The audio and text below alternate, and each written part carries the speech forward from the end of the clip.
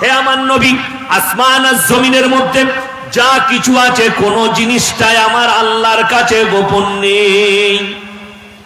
এক নম্বর দলিল, মিরাজকে অস্বীকার করা হবে।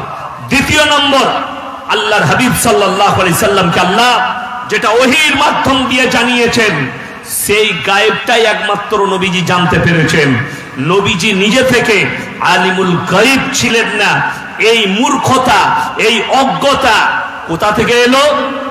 যারা নিজেদের পেট ভরায় মাজারের পয়সা দিয়ে, মাজারের চাদর দিয়ে, মাজারের মুরগি দিয়ে যাদের পেট চলে, এই হুজুররা বার করেছে যে দেখো আমরা নবীকে মর্যাদা দিই, কিন্তু হারাম করে জানে না নবীকে মর্যাদা দিতে গিয়ে আল্লাহর রাসূলের শানকে কম করা হচ্ছে, কোরআনকে মিথ্যা বলা হচ্ছে, আল্লাহর কালামুল্লাহকে মিথ্যা অপবাদ দেওয়া হচ্ছে।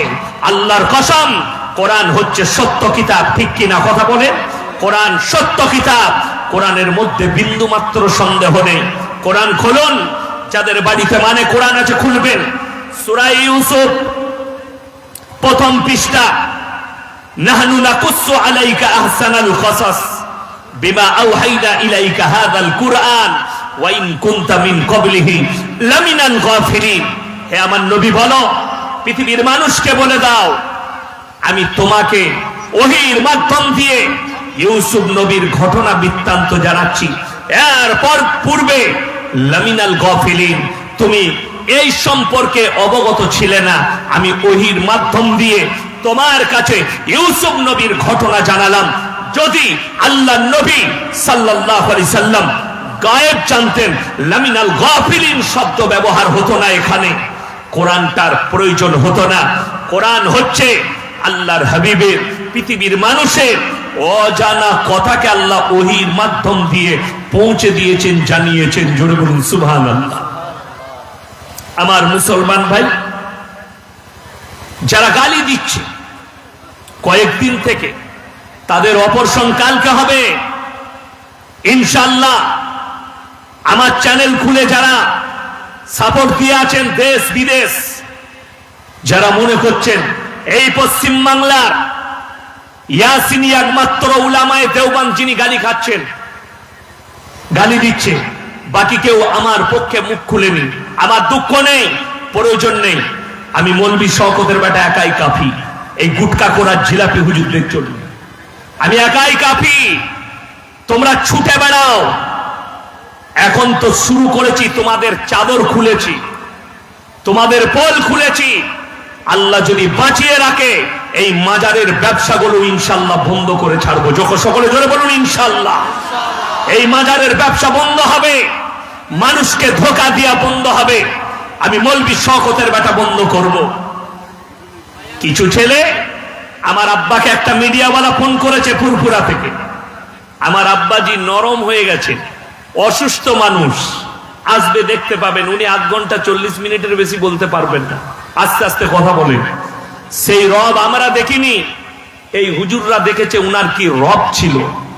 তোদের বাপরাও আব্বাজানের সামনে কথা বলতে পারেনি। তোদের বাপ যারা বেঁচে আছে, সেই গুটকাখোরগুলোকে জিজ্ঞেস কর।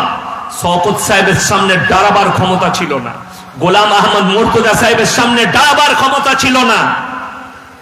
বয়স হয়ে গেছে, ফোন করে তার কল রেকর্ড ভাইরাল করছি। কালকে আমি আমাদের পশ্চিম বাংলার একটা মুফতি, দারুল উলুম দেওবন্দের 2টো মুফতির কল রেকর্ড ভাইরাল করব। তারা কিয়ামের ওপরে কি মতবাদ রেখেছেন, তেনারা কি সাক্ষাৎকার দিয়েছেন ইয়াসিনকে। আমি ফোন করেছিলাম, রেকর্ডিং করেছি, কালকে ভাইরাল হবে। একজন হচ্ছে মুফতি সালমান মনসুর পুরি, আর একজন হচ্ছেন মুফতি ইউসুফ সাহেব তাওলি, দারুল উলুম দেওবন্দের হাদিসের উস্তাদ, দুজনাই দামি মুফতি। আর একজন আমাদের পশ্চিম বাংলার পান্ডুয়া মাদ্রাসার হাদিসের উস্তাদ মুফতি বশির আহমদ কাসমি সাহেব। এই 3 জনার রেকর্ডিং কালকে ভাইরাল করব। এনারা কিয়ামের পক্ষে কি রেখেছে। একজন বলছে হাজী ইমদাদুল্লাহ মাহাজেরে মাক্কি রাহমাতুল্লাহ আলাইহি, তিনি কিয়াম করেছেন। হাজী ইমদাদুল্লাহ মাহাজেরে মাক্কি রাহমাতুল্লাহ আলাইহি ইসলামের দলিল নয়, কোরআন হাদিসের দলিল নয় যে হাজী ইমদাদুল্লাহ মাহাজেরে মাক্কি রাহমাতুল্লাহ আলাইহি তিনি কিয়াম করেছে বলে ইয়াসিনকে করতে হবে। যদি এটাই সত্য হয়, শুনেলেন উলামায়ে দেওবন্দের রুকন কালকে পেয়ে যাবেন। মুফতি সলমান मंसूर पुरी, मुफ्ती यूसुफ साहब এই ভাষাটাই বললেন कि अगर उन्होंने कर लिया तो ये दलील नहीं है, ये इस्लाम के लिए दलील नहीं है, बल्कि कुरान और हदीस, रसूल के हदीस यही दलील है। अगर यहां पर नहीं है तो इसको लेके इतना झगड़ा क्यों? কেউ বলছে ইয়াসিন কিয়াম করেনি, ওকে গুড়াল মেরে ফেলিয়ে দিতা। আমি স্টেজে থাকলে তোমার পালিত পুত্ররা ছিল, যে জিলাপি হুজুরটা ছিল কিয়াম করছিল, তোমরা কেমন মূর্খ তৈরি করেছো, আমার কাছে দলিলও দিতে পারেনি, আমাকে ডারও করাতে পারেনি। ঠিক কি না কথা বলে? আমি বাপের বেটা ডারাইনি, আর তোমার গুটকা খোরের হিম্মত নাই ইয়াসিনের সামনে দলিল দিয়ে দাঁড় করায়। সেদিনে তো হুজুর হুজুর করছিল আমাকে, সেই খেজুরটা আবার বাইরে থেকে ফুটানি যাচ্ছে। বাপের বেটা হস্তে স্টেজে তো আমি কিয়াম করিনি, আমাকে গালি দে, দলিল দে। দলিল দিবার ক্ষমতা নাই। কিয়ামের বয়স 150 বছর। আর শুনে রেখে দেন আমার সুন্নি ভাইয়েরা, আমার দেশের বেরেলবি ভাইয়েরা, কান খুলে শোনো। আল্লাহর নবীকে কেউ যদি হাজির নাজির মনে করে, আল্লাহর নবীকে কেউ যদি আলিমুল গায়ব মনে করে, আর যদি কিয়াম করে, এই কিয়ামটা করা সম্পূর্ণ নাজায়েজ। আমি মৌলভী শওকতের বেটা বলে গেলাম। বড় কষ্ট লাগে, দুঃখ লাগে। আজকে বড় কষ্ট কোথায় জানেন? আপনি হক বলতে পাবেন না, হক বলার ক্ষমতা নেই। আমাদের মধ্যে কিছু গোল আলু আছে, যেদিকে ঘুরাবেন মালটা সেই দিকেই চলে যাবে। কিন্তু ইয়াসিন গোল আলু মাল নয়, আমি গোল আলু নয়। আমি নিজের জায়গায় স্ট্যান্ড আছি, আর আল্লাহর কসম করে বলছি, আমার মৃত্যুকাল পর্যন্ত আমার স্থানে স্ট্যান্ড থাকবে। এতটুকু নরম চরণ আমার পাবেন না, আল্লাহর কসম করে বলে যাচ্ছি। আল্লাহ যদি হায়াতে রাখে, আমার ভাষার পরিবর্তন পাবেন না। আমি শিরক আর বিদআতের বিরুদ্ধে, আমার আব্বা 50টা বছর জিহাদ করে গেছে। ইনশাআল্লাহ তিনি যা করেছেন না করেছেন, আমি যদি 40টা বছর জলসা করতে পাই, তোমাদের মাজারের মাথাগুলো ভেঙে ছাড়বো আমি ইনশাআল্লাহ। তোমাদের ব্যবসাগুলো উঠাবো। এই তো শুরু হয়েছে তোমাদের ভাষা, তোমাদের গালিগালাজ। তোমরা কি ছাত্র তৈরি করো? আমার সঙ্গে কোরআন হাদিসের দলিল না দিতে পেরে এই বেরেলভি মাদ্রাসায় তাদের ছাত্র দিয়ে ইয়াসিনকে গালি দেওয়ার একটা গজল তৈরি করেছে, দিয়ে ইউটিউবে ছেড়েছে। গজল বলে ইয়াসিনকে রোকা যাবে না, গালি দিয়ে ইয়াসিনকে রোকা যাবে না। ইনশাআল্লাহ আমি দোয়া দিই, আল্লাহ তোমাদেরকে হিদায়াত দেন। আমার ভাই, এই বেরেলভি মাদ্রাসাগুলোর হাল হচ্ছে, এদের শিক্ষকগুলো গুটখা খায়, এরা সিগারেট খায়, এদের ছাত্রদিকে ফজরের পরে ঝুলা দিয়ে বার করে দেয়, যা আদায় করে আয়। পড়াই না। আল্লাহর কৃপায় আমরা ছাত্রদিকে ঝুলা দিয়ে বার করি না, ছাত্রদিকে তারবিয়ত দিই, গালি শিখাই না। বড় কষ্ট লাগে। গালি কি করে দেয়? তাদের ছাত্ররা গালি দিচ্ছে ফোন করে, আমার কাছে প্রুফ আছে। মা বোন তুলে গাল দিচ্ছে। এরা মাদ্রাসায় এই শিক্ষা দেয়। এদের দ্বারা মানুষ, তোমাদের হাল হাকিকাত পশ্চিম বাংলার মানুষ জেনে গেছে। তোমরা গালি দেওয়ার যাই করো। আমার ভাই, আপনাদেরকে অনুরোধ করে যাব, সবাই হকের ওপরে চলবো। জোরে বলুন ইনশাআল্লাহ, আরো জোরে বলুন ইনশাআল্লাহ। আমরা হকের ওপরে টিকবো। এই দুনিয়ার বুক থেকে এদের অস্তিত্ব মিটে যাবে, আল্লাহর কসম করে বলছি। এদের ভাষার দ্বারা, এদের ব্যবহারের দ্বারা, এদের গালিগালাজের দ্বারা, এদের আখলাক আর চরিত্রের দ্বারা। একজন নিজেকে মুফতি, আমার কাছে নোট করা আছে, মুফতি রফিকুল ইসলাম চিশতি, হোয়াটসঅ্যাপে মা বোন তুলে গাল দিয়েছে। মা বোন তুলে, এই বেরেলবিদের মৌলবি এটা চিশতি। তার নাম হচ্ছে সাউদ সিদ্দিকী। আমাকে বলেছে ইয়াসিন কাফের।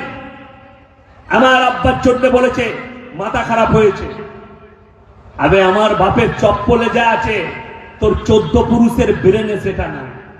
একবার শওকতের কাছে এসে বসে দেয়, তবে বুঝতে পারবি। মিজান নহমির হিদায়াতুন মুখস্থ, ব্রেনটা কি আছে সামনে আয়। তোর বাপ থাকলে বাপকে নিয়ে আয়, তোদের ব্যাপারে আমার হাল হাকিকত জানতে বাকি নেই।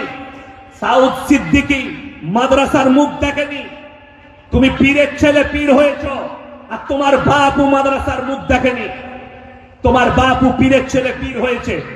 তুমি আমাকে টার্গেট করো, কালকে তোমাদের জবাব আসছে।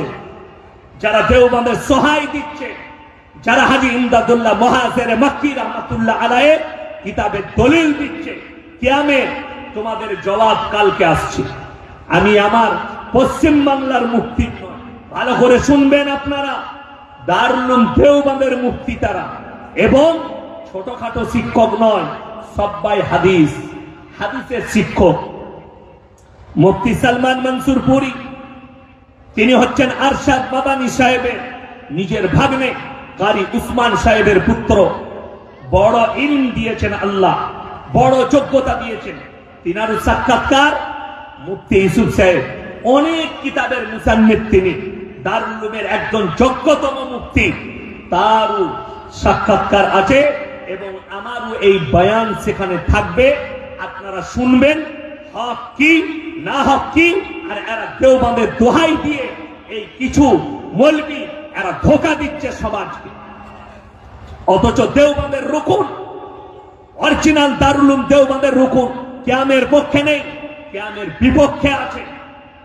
তারা কিয়ামের পক্ষ নাই, তারা বলছে নেই চলেগা কিয়াম, ये शरिया नहीं है।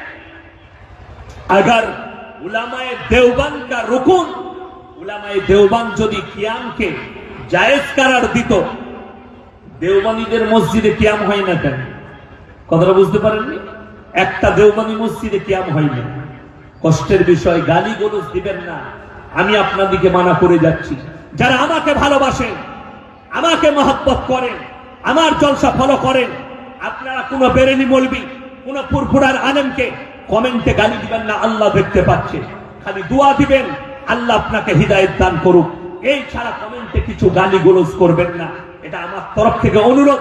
যদি আমাকে মহব্বত করেন, আর যদি মনে হয় ইয়াসিনকে মহব্বত করি না, গালি দেবেন, আপনি ফুরফুরার হুজুরকে গালি দেন, আর বেরেলবি হুজুরকে গালি দেন, কিয়ামতের দিন আল্লাহ আপনাকে এই গালি দেওয়ার কারণে পাকড়াও করবে। বুখারী শরীফের হাদিস, যারা অশ্লীল ভাষা ব্যবহার করে, যারা গালি গলজ করে, এটা মুনাফিকদের একটা বড় আলামত। আপনি যদি মুনাফিকি থেকে বাঁচতে চান, কেউ কি গালি গলজ করবেন না, এটা আমার তরফ থেকে অনুরোধ। চলুন আমার মুসলমান ভাই, আপনি নিজেকে মুসলমান বলে দাবি করছেন, যারা নিজেকে মুসলমান বলে দাবি করছে, আজকে মুসলমান তো এটাই জানে না যে ইসলাম কি। এরা মনে করেছে নামাজ রোজা তাসবিহ তিলাওয়াত ইসলাম, বেরেলবিরা মনে করেছে মাজার পুজো করা, মাজারে সিজদা করা, মাজারে সিন্নি দেওয়া, ছেলে না হলে মুরগি নিয়ে মাজারে যাওয়া, এটাই ইসলাম। আল্লাহর কসম করে বলছি, এগুলো ইসলাম নয়। ইসলাম হচ্ছে পরিপূর্ণ একটা জীবন ব্যবস্থার নাম, যে জীবন ব্যবস্থাটা হযরত মুহাম্মদ মুস্তাফা সকলে বলুন সাল্লাল্লাহু আলাইহি সাল্লামের আদর্শ মোতাবেক হবে, তিনার আদর্শের উপরে থাকবে, এটার নাম হচ্ছে ইসলাম। আজকে ইসলাম এই বুঝতে না পারার কারণে মানুষ আজকে দিন থেকে বঞ্চিত, নামাজ থেকে বঞ্চিত, হারাম হালাল থেকে বঞ্চিত। প্রত্যেকটা মুসলমান নারী পুরুষ জানেন, মুসলমানের জন্য দ্বীনি ইলম হাসিল করা ফরজ। ফরজ না ফরজ নয়? এই জোরে বলুন, ফরজ না ফরজ নয়? ফরজ। আলহামদুলিল্লাহ। এখানে যদি সমীক্ষা করি, এই সালারের মাটিতে 100টা মুসলমান ভাইয়ের মধ্যে 90 জন হারাম হালালের বিচার জানে না, তাদের কাছে দ্বীনি ইলম নাই। ঠিক বললাম না ভুল বললাম বাবা? দ্বীনি ইলম নাই। কেন? দ্বীনি ইলম মানে কে আপনাকে বলল আলেম হতে হবে? দ্বীনি ইলম হাসিল করলে কে বলল আপনাকে হাফেজ হতে হবে? কে বলল কারি মুফতি হতে হবে? না, দ্বীনি ইলম অতটা হাসিল করুন, তাতে কোনো আলেমের কাছে উঠা বসা করে হোক, কোন বড় আলেমের লেখা বই পড়ে হোক, কোন মাদ্রাসায় উঠা বসা করে হোক, অতটা দ্বীনি ইলম হাসিল করুন যতটা করলে আপনি হারাম হালালকে বিচার করতে পারবেন, দিন আর বদ্দিন জানতে পারবেন।